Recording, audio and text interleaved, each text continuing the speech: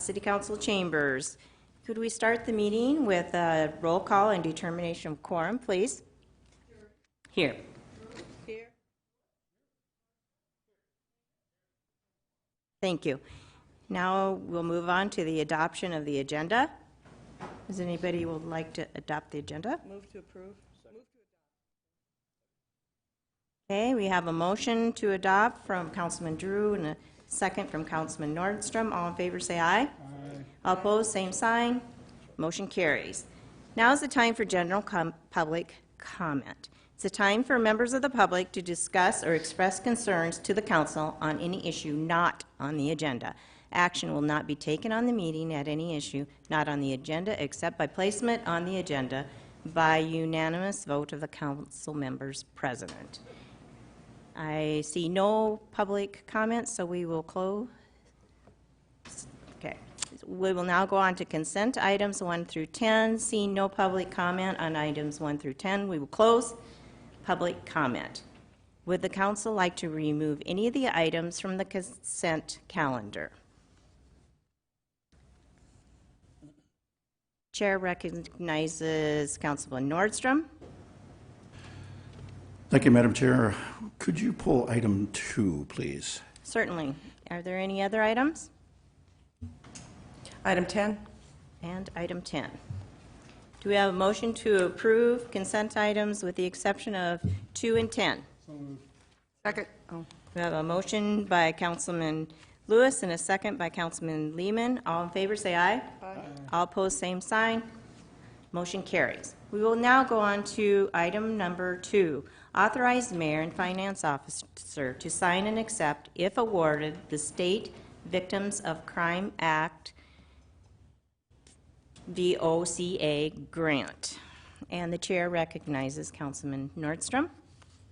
Thank you, Madam Chair. First, I'd like to make a motion, and if I get a second, retain the floor. Second. Okay. Motion Okay. to approve this item. Motion by Nordstrom, second by Councilman Drew. You have the floor, please. Thank you. Primarily, I'm interested in this for a couple of reasons. I think this is an excellent program that we're utilizing currently, plus this is an extension into the future, what we can, as a city or a community, retain from this if we get this grant approved. And I'd like to have Assistant Chief Don Hendricks give us a short, brief presentation on it. Certainly. If you would like to discuss this, Assistant Chief Hendricks. Thank you. So just kind of the overview. Traditionally, law enforcement, we've leaned very heavily on the jail to deal with very minor offenses. And some of those, an example might be a very low-level alcohol-related offense. And we've come to find out the jail is not only inefficient at treating the underlying root cause behind that alcohol offense, but it's also very expensive and costly. If we were to bring somebody into the jail for a low-level alcohol violation, not only does it take up the time of the officer, but it takes up the time of the booking clerk, the attorneys, the judges, and folks that then have to put through a warrant. And in the end, we never get to the treatment of that individual. So we've really stepped outside of the box with our quality of life unit, where we're reaching out to people, vulnerable people that need help getting these underlying root causes treated.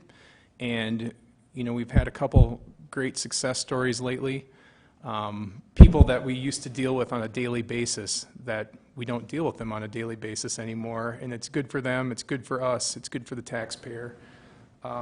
So this funding would go to help continue to support the quality of life unit, and we think it's valuable, and we're going to continue to push forward, but we'd ask for your support obtaining this grant.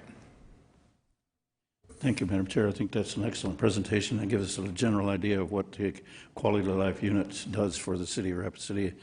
And these folks that are on the front line dealing with the everyday issues, it's amazing work that they do. So thank you, Madam Chair. I'll yield the floor. Oh, you're welcome. We'll now go to Alderman Drew. Thank you. I have a couple follow-up questions for Mr. Go ahead. Yeah, Assistant Chief. So how much is the grant for? So the grant itself, the 2019 VOCA grant funding total was $134,614, and we anticipate receiving a similar amount in 2020. And that covers how many officers? What it does is it covers 2 existing positions of folks that support the officers. So we have support staff.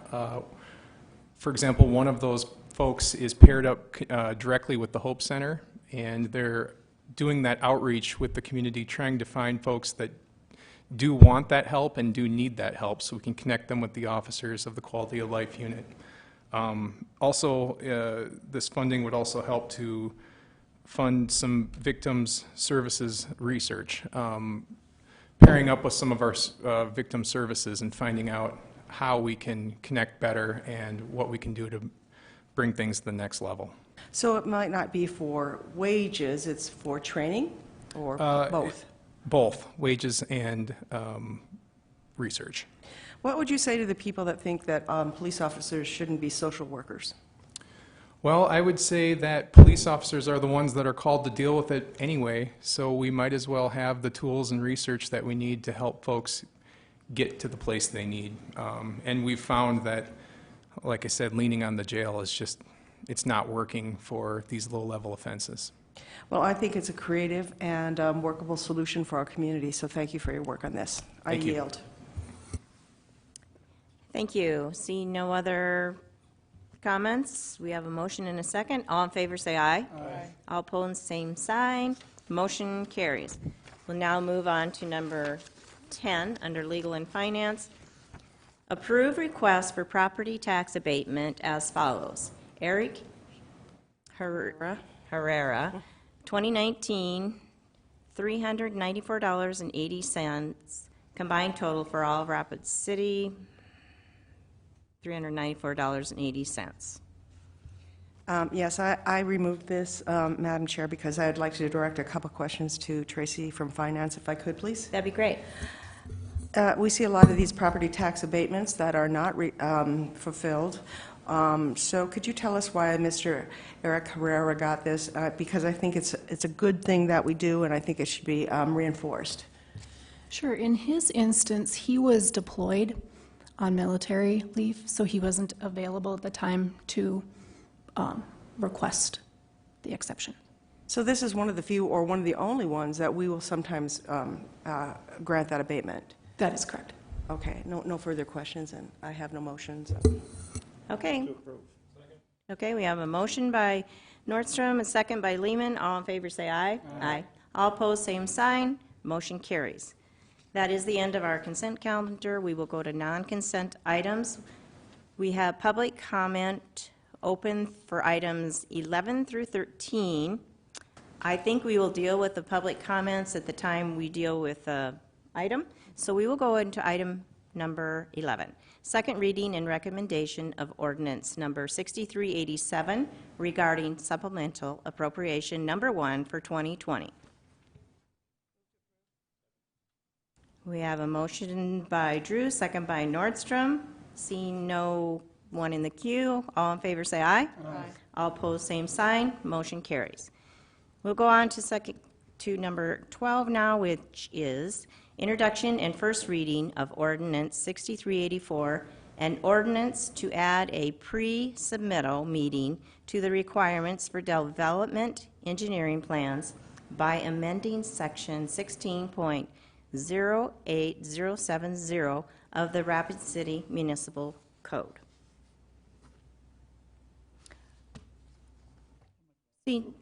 Okay, we have a motion to approve by Nordstrom. I do. I'll put a second to that. Okay, we have a second for discussion. We do have a speaker request on this, and it is for Bill Freitag. If you'd like to come to the lectern, Mr. Freitag, and give us your comments, that would be wonderful. Okay, thank you, Madam Chairman. This is Bill Freitag, 3821 Brook Street. I don't have a problem with a pre-construction meeting. I think that's for the plans being submitted. But I do have a real big problem with the way this is written with two parts of it. The first part is that a single engineer, not Dale Tech, not Ted Johnson, but an engineer that's reviewing my plans, can hit the brakes. And I'm stopped. I'm dead in the water until that individual says, no, your plans are finally complete. Even though I've hired a licensed engineer, the licensed engineer has brought the plans to him. The licensed engineer has a checklist provided by the city that he has to, when he submits those plans, he has to go through this checklist, and he has to do that before they're ever submitted. Even though that's all done, this one engineer can say, nope, I don't like these plans. And he can stop them dead in the tracks, and I can't appeal his stop to you. I have no appeal to the elected official. I'm just dead in the water until this one bureaucrat, this one engineer, says, Bill Freytag, you can go forward. And I don't think that's fair. I've always got to be able to appeal. Any of the staff's decisions got to be appealable to the elected official. That's my only relief that I have from them. Now, in this checklist, can I hand these out to you guys so you can see how intense these are? But so you're aware that we are timing, we have 3 minutes. But it's up to you. But if we see relevance, we can keep going, so go ahead. Okay. So when you look at this checklist, it's all my plans that have been submitted have met this checklist. If they haven't met the checklist, then planning and zoning that I have to submit this to sends my engineer home and says, you didn't have this part of this done, and when you got it done, bring it back. So at that point, the clock has already stopped and so on. Then, if any of you have ever had to work with engineers, here's what they do. This is their most favorite line. Well, that'll work, but that's not the way I would do it. So my engineer stamps it, but that isn't the way it'll work, but that isn't the way an engineer on second floor says it ought to be, and so he overrides his stamp. Well, he can't override his stamp. He can't redesign his plans. He can't do any of that by state law. But what he can do is he can stop it and blackmail and hold this guy hostage until he gets his way. And that's not fair to me. It costs me, every time my engineer can't go forward, we have to stop. The till keeps ringing and I keep paying. So I want to follow all your rules. I want to submit a good set of plans. I don't want to put in an inferior product when I'm required by ordinance to put something else. It's not my intent. But I got to be treated fairly here, and having someone on second floor arbitrarily being able to stop my plans dead in my track, and I can't disagree with him and come and tell you I disagree with him. Would you look at this and see if you really thought I had an incomplete set of plans? I can't, because you're going to prove an ordinance that says I can't. So I would say don't do that. This pre-submittal meeting doesn't exist now, but I don't have a problem with it. Let my engineer come in and go over his stuff. It takes, my engineer told me it takes about 1 to 2 hours. They're willing to spend the time, go over those plans with him. If there's an obvious thing right there that needs to be corrected, fine. We don't submit it. We'll go back and do it. Bring it back to him, and he can look at it. But the other thing that's wrong is that the way this is written, my pre-submittal, all these checklist things, they don't apply now. This is just two engineers that one doesn't like the way the other one did it. And I don't have a criteria list that I had to meet. So this thing is nowhere near ready for a first or second reading. This has got to be redone, and I'm willing to spend time, the engineers are willing to spend time to come up with a solution to do this. The other thing you need to be aware of is it's in your comments, and it says this requires this. They take too much time, okay? For instance, I lost a month on a recent 5-lot plat on Lennon Lane. On an 89-lot plat in the 3-mile limit in Prairie Fire, I lost 90 days because nobody stuck to the 13-day calendar. So here, it didn't happen, but here's what they're telling you. This requires staff to use up most of the days allowed by ordinance, reviewing incomplete or preliminary designs, and by the time staff receives final plans and reports, there are very few days left on the clock to review them. That is not true or even close to being true. They don't stick to the 13-day clock that they're required to. And here's what they do. My engineer sets plans in, and we know they're going to redline them. We know it. So they redline them. We come back, answer every red line, fix every red line, submit them back again, and then they move the goalposts and they give us another set of red lines. And so we bring them back. Now this is Lennon Lane. This one only took an extra month. It was 3 resubmittals, three red lines. Listen, when I submit my plans and they have to redline them, they don't get to have 9 bites of the apple. Give me all the red lines at once. Let me answer them. Okay, Mr. Freitag, we can tell you are passionate about this, and you have some very good points.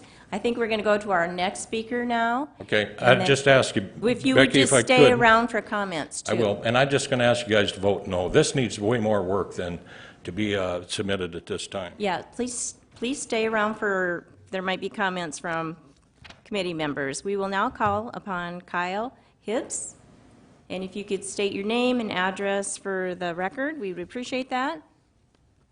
Sure thing. Kyle Hibbs, I'm with KTM Design Solutions, 628 and a half 6th Street here in Rapid City.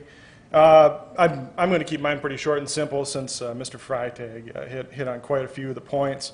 I don't mind having a pre-submittal meeting with the city. I think that part of the ordinance amendment is very good. I think it's good to sit down with the private consultants and city staff and go through issues and kind of brainstorm on solutions to problems. The 2 things I do have an issue with are that there's no appeals process to city council, legal and finance, public works, anybody else. And the other thing is that there's no clear criteria identified that the plans are going to be evaluated on. A vague, complete design is not specific enough for me. I want to know exactly what items are going to be looked at, what needs to be provided, because myself, I might provide too much to the city, whereas another consultant might spend half the time and provide just enough. It's just not clearly laid out for me. So that's all I have. I'll be around for questions. Thank you. The chair will now recognize Richie Nordstrom. Thank you, Madam Chair. I'd like to give the staff an opportunity to respond, but if I may ask a couple of questions first of the people that are in the audience that brought up these issues. I'm reading in some other sections of this, currently it's under the old language that there's an appeal about suspended timelines. Does not that answer your issue? There's 3 other locations where an appeal process is located. So am I reading that correctly, that it's not answering your concern? So, and I could let city staff respond to this too. The way that I read it is that my timeline hasn't started on my development engineered plans yet, because the review engineer needs to give approval that it can start. Thank you. And then, Kyle, the other location I'm looking at here is, where'd I go? Applicants may appeal to the City Council for extensions, providing the appeal within 90 days of the suspension. So doesn't that address your concern? So once again, I don't have a timeline that's even started for my development engineered plans. This meeting happens pre that application, so before it. So a timeline hasn't started. There's no appeals process for me to go through.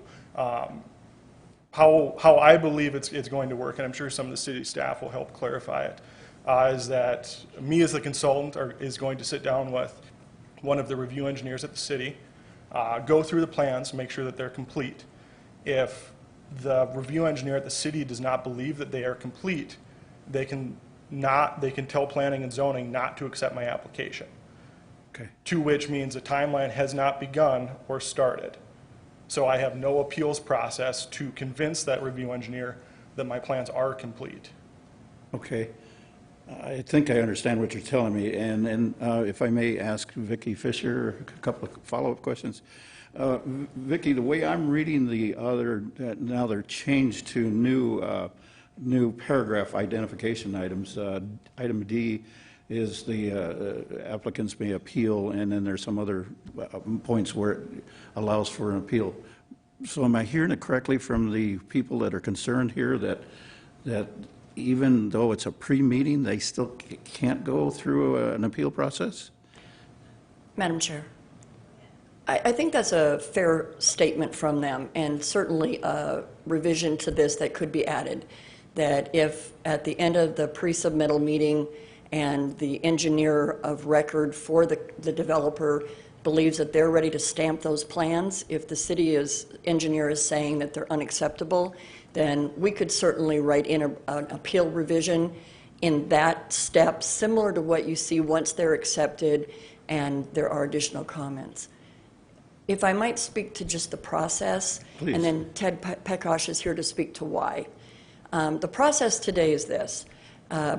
It is rare, if ever, that we receive stamp plans by the design engineer as a part of a development engineering plan application. When we sat on the second floor review committee, and Bill and I were a part of that committee, we anticipated getting somewhere close to that 90% plan complete, noting that there'd be some items that would have to be worked out with city engineers based on city utility and drainage information that they may not have. What we, in actuality, we're getting is 35 to 65% plans. So, of course, when they come in, we get 15 days to review those plans, assuming that they were going to be ready for a signature by the design engineer, and they're not. So after about 10 days, we suspend them, and we send out a suspension that says we can suspend these for up to 90 days so that your design engineer can work with the city's engineer, and if you need to go beyond that, then you need to appeal to council before that date and ask for an extension. And that's been working within that 90-day time frame. There's lots of back and forth because the city engineer may make the statement, you need to, there is not currently sewer capacity available for this subdivision, how are you addressing it? And so they're not just, the red line comment might be that you need to design something and bring in a report, so of course there's going to be some back and forth on it. I think there's credibility in the comments we've heard today that we could add within that paragraph that there would be an appeal process if the design engineer feels that the plans are ready for final signature and he's wanting to submit them and engineering staff is saying they're not, and that would come to you for final decision. And then if, as to why we're doing this in more detail, Todd is here to answer any of those questions. Two more questions for you.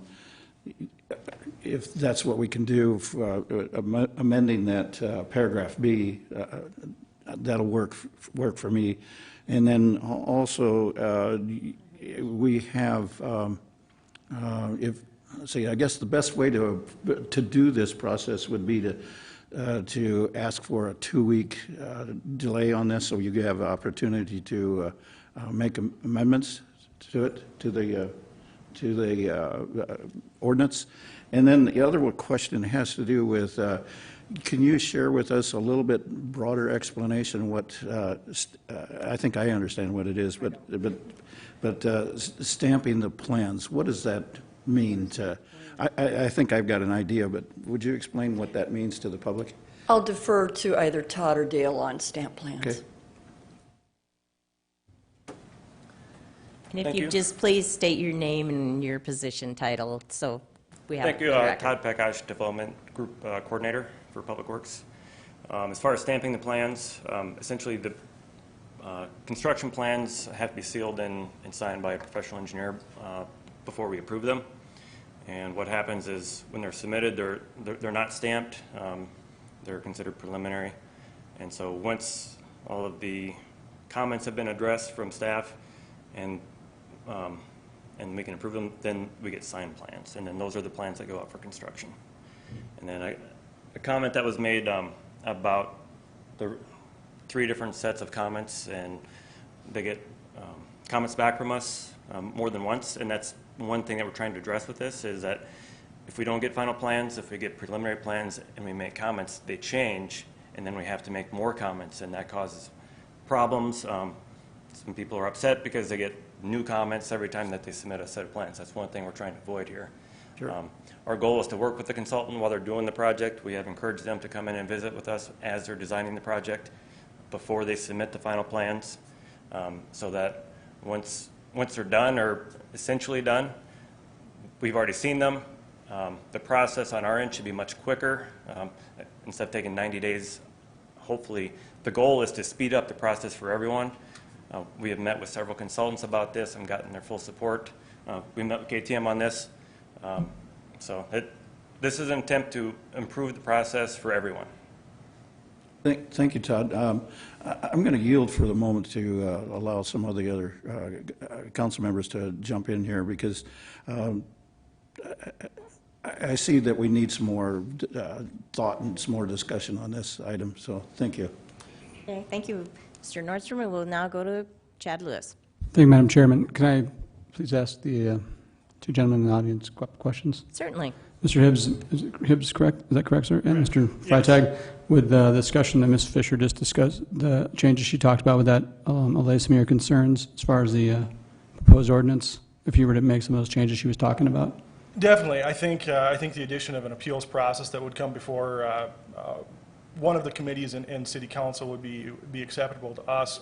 I guess I would also ask that we specify some criteria that the plans be evaluated on, just like what I spoke to before, to make sure that we're all on an even playing field. Okay, well, I'm sure that, my understanding is, I mean, this is definitely an attempt by the staff to make this a more streamlined process, and I think maybe we just needed a little more feedback from your community, and I would, hopefully somebody will make a motion to continue this item for long enough to get the correct language in there so everybody more or less come to a compromise. I don't think we're going to make everybody necessarily happy, but I would appreciate if one of my fellow council people would make that motion.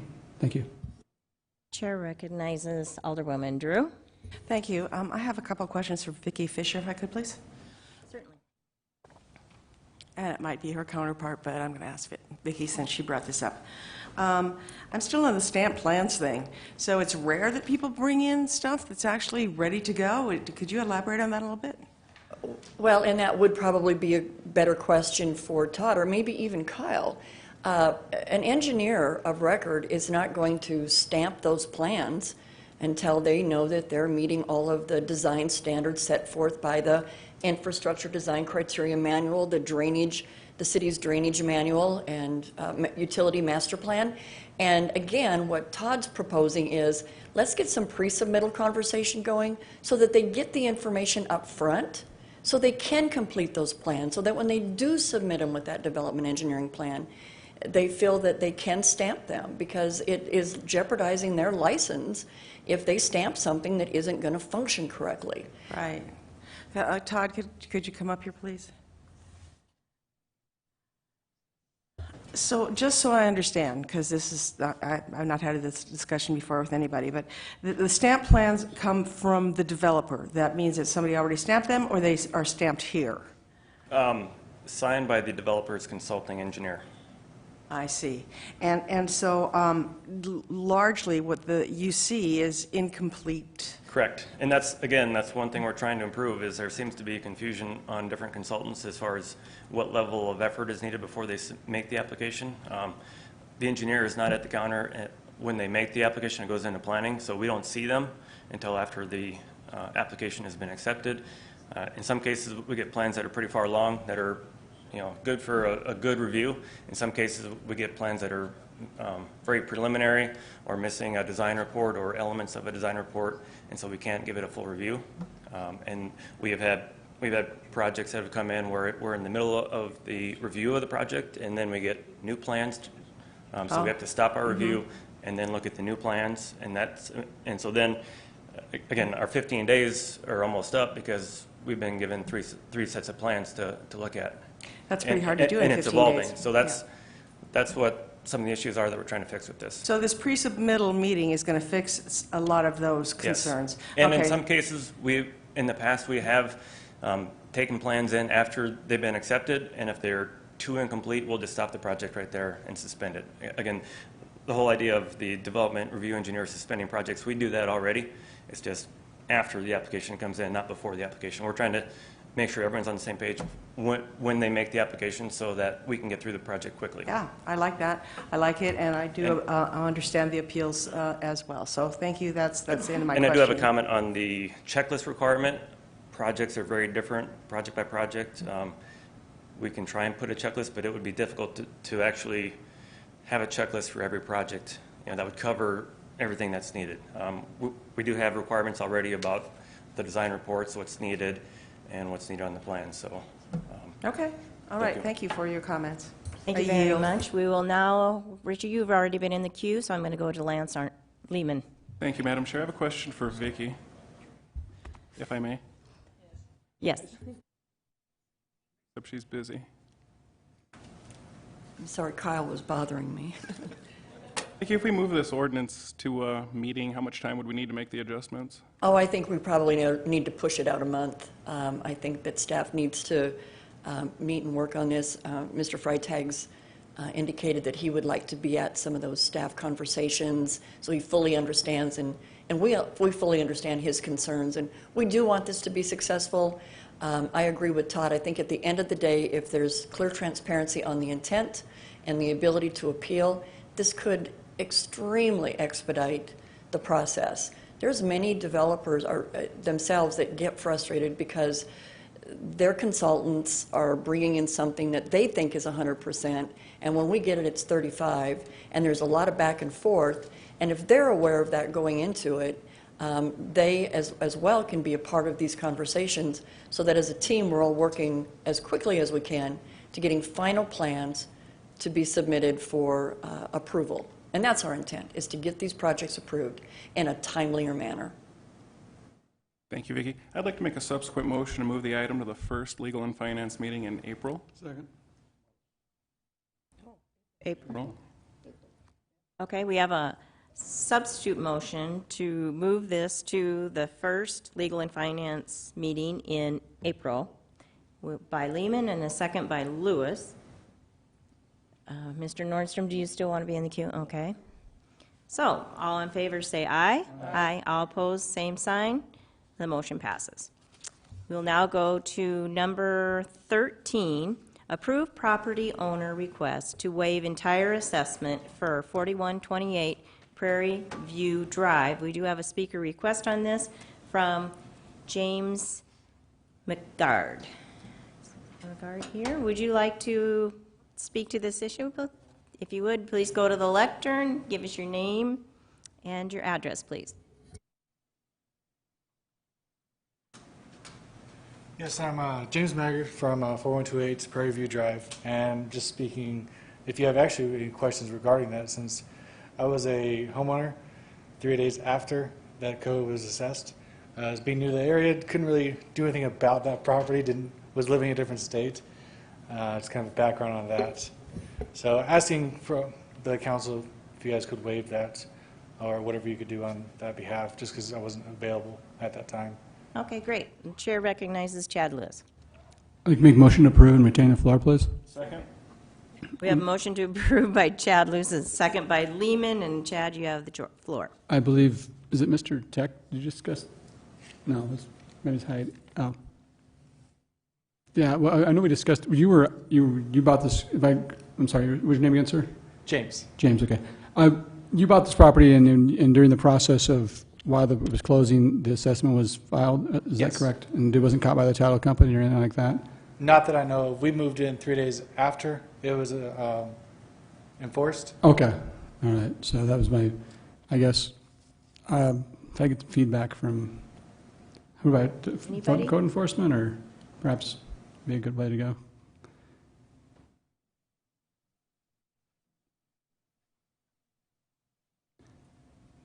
Hi, If you introduce yourself, obviously. Clayton McLean, Code Enforcement Officer.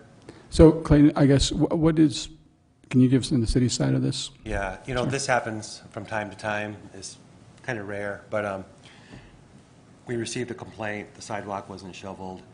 The house is for sale. In this situation, I guess the previous homeowners had already moved out.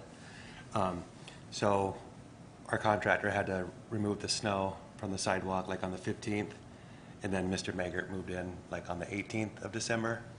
So 5 or 6 days after we get the invoice from the contractor, and then when we do our paperwork, legally, the bill goes to the current homeowner, which would have been Mr. Maggart at the time.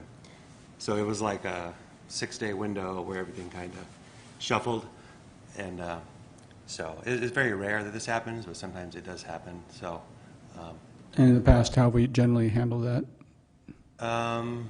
It depends. I know Ken Young, he waived the administrative fee, and then normally then it's up to the council to waive the contractor fee. But I would recommend in this case to waive the whole fee. Okay, that's what I was at. Thank you, sir. Yep. Appreciate it. And sir, not you, Mr. Sorry, not to be so dismissed, James. So where did you come? Did you move here from someplace else, or? Yes, moved from Cheyenne. From Cheyenne, okay. Yes. So you would not be, not like you lived in Rapid City and you just moved houses then? So I was Okay. in training in Texas at the time of buying. You were deployed, is that correct? In a way. I mean, you currently, are you active duty, sir? Okay, so I just think it's good precedent, and we don't want to, discourage anybody who moves into town and suddenly get hit with a bill that you didn't even realize. I don't think it's a good welcoming committee thing to do. So in the spirit of that and your service to our country, I would once again support my own motion. Thank you. Chair recognizes Richie Nordstrom. Thank you, Madam Chair. I don't see any problems with this, and thank you for your service for Mr. Maggart. I'm going to support the motion because you fell in between the cracks. You just happened to be the person in the wrong place at the wrong time, and it's not your fault. So it's one of those things where the staff has to do their administrative responsibilities, and they can only go to a certain point, whereas we get to take over from that point on. And so it's nothing that the staff can do or override or anything like that. That's the rules that they have to comply with, and that's why you get to come to us. So again, thank you. Seeing no further comments, all in favor of the motion, say aye. Aye. All opposed, same sign. Motion carries.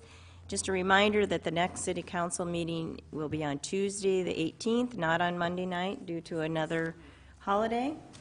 Welcome everyone to attend. With that, I would look for a motion to adjourn. So moved. Second. Motion by Lewis, second by Lehman. All in favor say aye. Aye. Aye. We are adjourned. Thank you for coming.